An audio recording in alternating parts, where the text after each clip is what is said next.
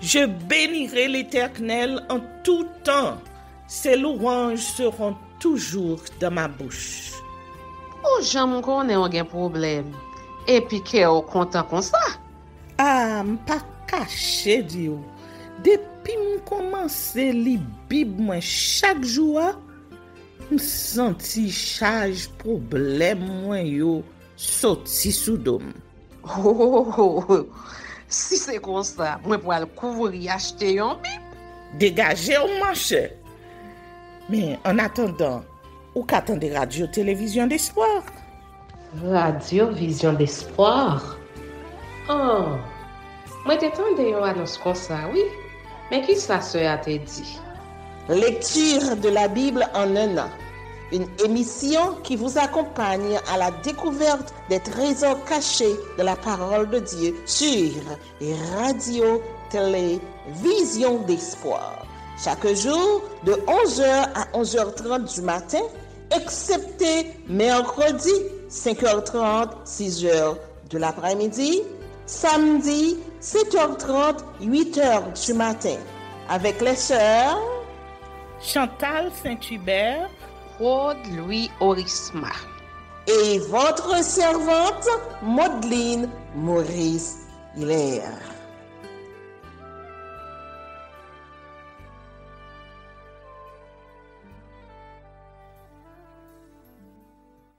Saint-Esprit de Dieu, fais-nous la grâce de jouir de ta présence durant cette lecture qui enseigne, convainc, corrige, instruit et qui sauve.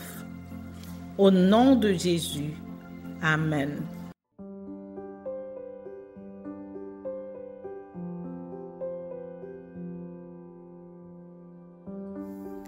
Deux Chroniques, chapitre 19. L'alliance de Josaphat avec Akab, blâmé par le prophète Jéhu. Josaphat, roi de Juda, revint en paix dans sa maison à Jérusalem. Jéhu, fils de Hanani, le prophète, alla au-devant de lui.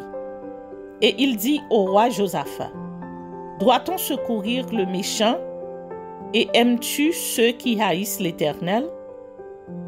À cause de cela, l'Éternel est irrité contre toi. Mais il sait trouver de bonnes choses en toi. Car tu as fait disparaître du pays les idoles et tu as appliqué ton cœur à chercher Dieu. » Réforme de l'administration de la justice. Josaphat resta à Jérusalem, puis il fit encore une tournée parmi le peuple depuis Beersheba jusqu'à la montagne d'Éphraïm, et il les ramena à l'Éternel, le Dieu de leur père. Il établit des juges dans toutes les villes fortes du pays de Juda, dans chaque ville. Et il dit aux juges, « Prenez garde à ce que vous ferez, car ce n'est pas pour les hommes que vous prononcerez des jugements, c'est pour l'Éternel qui sera près de vous quand vous les prononcerez. Maintenant, que la crainte de l'Éternel soit sur vous. Veillez sur vos actes, car il n'y a chez l'Éternel notre Dieu ni iniquité, ni égard pour l'apparence des personnes, ni acceptation de présent. » Quand on fut de retour à Jérusalem, Josaphat y établit aussi pour les jugements de l'Éternel et pour les contestations des Lévites, des sacrificateurs et des chefs de maison paternelle d'Israël. Et voici les ordres qu'il leur donna. Vous agirez de la manière suivante dans la crainte de l'Éternel, avec fidélité et avec intégrité de cœur. Dans toute contestation qui vous sera soumise par vos frères, établis dans leur ville relativement à un meurtre, à une loi, à un commandement, à des préceptes et des ordonnances, vous les éclairez afin qu'ils ne se rendent pas coupables envers l'Éternel et que sa colère n'éclate pas sur vous et sur vos frères. C'est ainsi que vous agirez et vous ne serez point coupables. Et voici, vous avez à votre tête Amaria, le souverain sacrificateur, pour toutes les affaires de l'Éternel, et Zébadia, fils d'Ismaël, chef de la maison de Juda, pour toutes les affaires du roi, et vous avez devant vous des Lévites comme magistrats. Fortifiez-vous et agissez, et que l'Éternel soit avec celui qui fera le bien.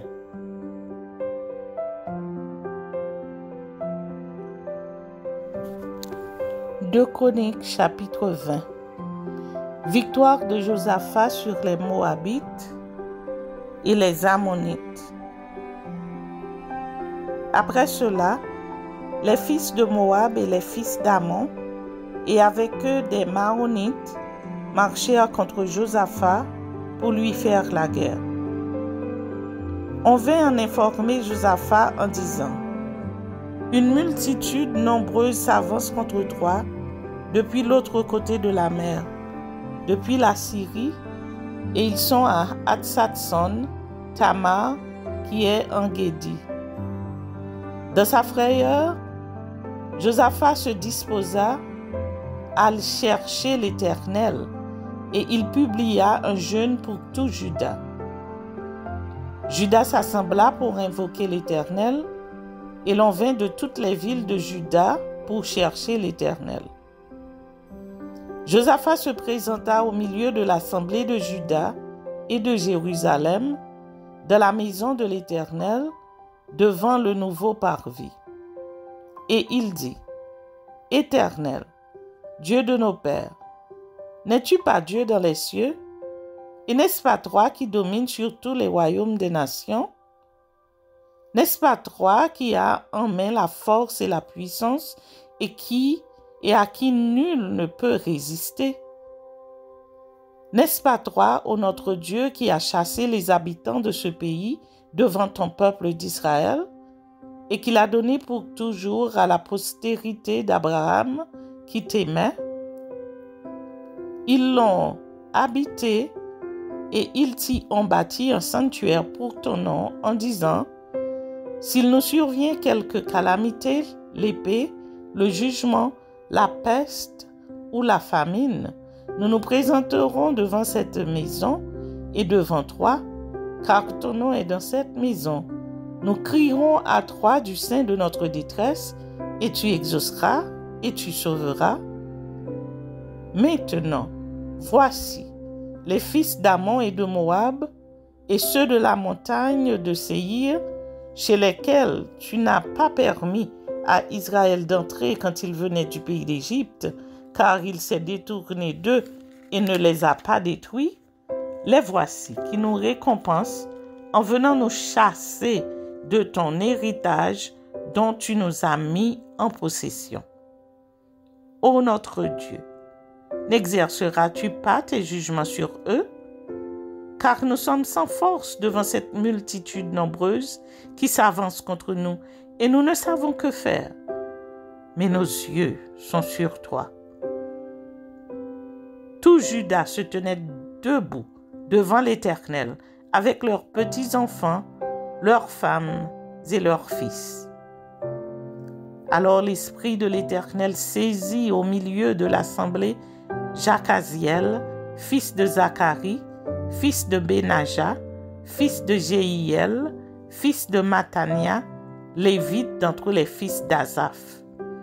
Et Jacaziel dit: Soyez attentifs, tout Juda et habitants de Jérusalem, et toi, roi Josaphat. Ainsi vous parle l'Éternel. Ne craignez point, et ne vous effrayez point devant cette multitude nombreuse, car ce ne sera pas vous qui combattrez, ce sera Dieu. Demain, descendez contre eux. Ils vont monter par la colline de Tsitz, et vous les trouverez à l'extrémité de la vallée, en face du désert de Jéruel. Vous n'aurez point à combattre en cette affaire. Présentez-vous, tenez-vous là, et vous verrez la délivrance que l'Éternel vous accordera. Juda et Jérusalem, ne craignez point et ne vous effrayez point.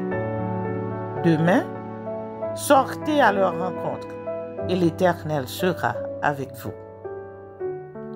Josaphat s'inclina le visage contre terre, et tout Juda et les habitants de Jérusalem tombèrent devant l'Éternel pour se prosterner en sa présence.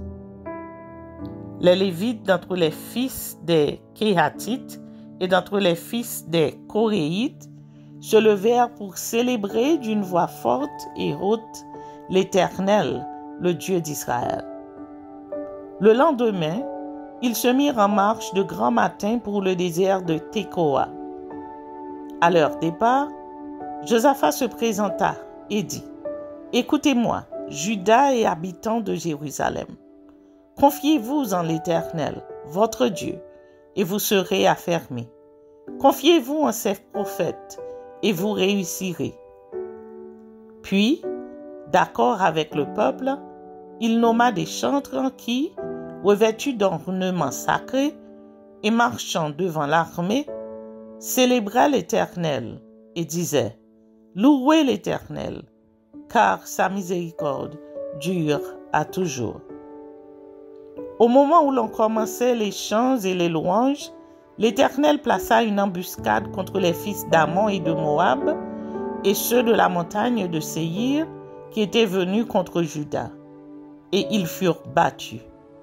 Les fils d'Ammon et de Moab se jetèrent sur les habitants de la montagne de Séhir pour les dévouer par interdit et les exterminer. Et quand ils en eurent fini avec les habitants de Séhir, ils s'aidèrent les uns les autres à se détruire. Lorsque Juda fut arrivé sur la hauteur d'où l'on aperçoit le désert, ils regardèrent du côté de la multitude, et voici, c'étaient des cadavres étendus à terre, et personne n'avait échappé. Josaphat et son peuple allèrent prendre leurs dépouilles. Ils trouvèrent parmi les cadavres de nombreuses richesses et des objets précieux, et ils en enlevèrent tant qu'ils ne purent tout emporter. Ils mirent 3 jours au pillage du butin, car il était considérable. Le 4e jour, ils s'assemblèrent dans la vallée de Beraka, où ils bénirent l'Éternel. C'est pourquoi ils appelèrent ce lieu vallée de Beraka, nom qui lui est resté jusqu'à ce jour. Tous les hommes de Juda et de Jérusalem, ayant à leur tête Josaphat, partirent joyeux pour retourner à Jérusalem, car l'Éternel les avait remplis de joie en les délivrant de leurs ennemis. Ils entrèrent à Jérusalem et dans la maison de l'Éternel, au son des luttes, des harpes et des trompettes. La terreur de l'Éternel s'empara de tous les royaumes des autres pays lorsqu'ils apprirent que l'Éternel avait combattu contre les ennemis d'Israël. Et le royaume de Josaphat fut tranquille, et son Dieu lui donna du repos de tous côtés. Fin de son règne. Josaphat régna sur Juda.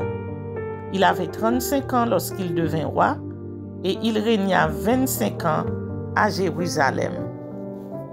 Sa mère s'appelait Azuba, fille de Shilshi. Il marcha dans la voie de son père, Asa, et ne s'en détourna point, faisant ce qui est droit aux yeux de l'Éternel. Seulement, les hauts lieux ne disparurent point, et le peuple n'avait point encore le cœur fermement attaché au Dieu de ses pères. Le reste des actions de Josaphat, les premières et les dernières, cela est écrit dans les mémoires de Jéhu, fils de Hanani, lesquels sont insérés dans le livre des rois d'Israël.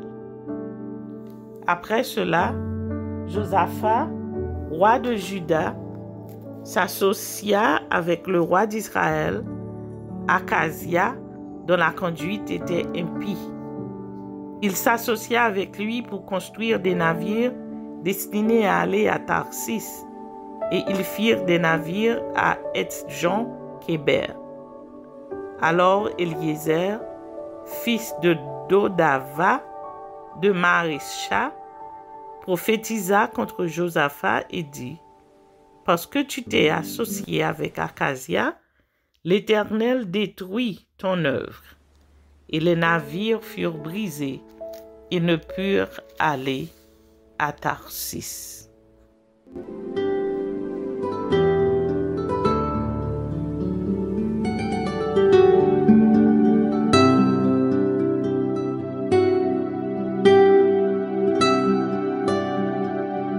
Merci Seigneur de nous donner le discernement dans la lecture de ta parole, que nous y prêtions attention afin d'appliquer notre cœur à la sagesse.